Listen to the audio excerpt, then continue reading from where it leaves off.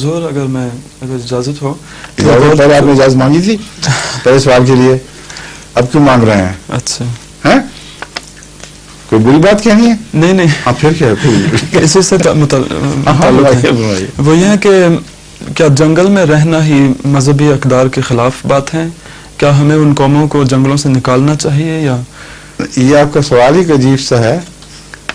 کس نے کہا ہے کہ جنگل میں رہنا اقدار کے خلاف ہے؟ کئی لوگ تو خدا کی تلاش میں جنگلوں میں چلے جاتے ہیں اور وہیں ان کو ملتا بھی ہے. پھر یہ تو مزاج کے فرق ہیں، مگر ان کی زندگی کو پہلے سے بہتر بنانا یہ مقصد ہے.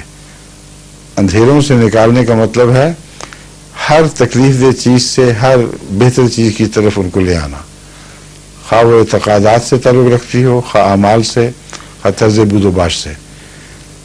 تو جب ان کو آپ بہتری کے سامان کریں گے تو لازماً اس کے نتیجے میں کچھ وہ اندھیروں میں رہنے کے عادی لوگوں کو کچھ روشنی میں رہنے کی عادت بھی ڈالیں گے. ان معنوں میں ان کو جنگل سے نکالا جائے گا، اور ان معنوں میں نہیں کہ جنگل میں رہنا کوئی نعوذ باللہ مذہبی اقدار کے مخالف بات ہے. ٹھیک ہے؟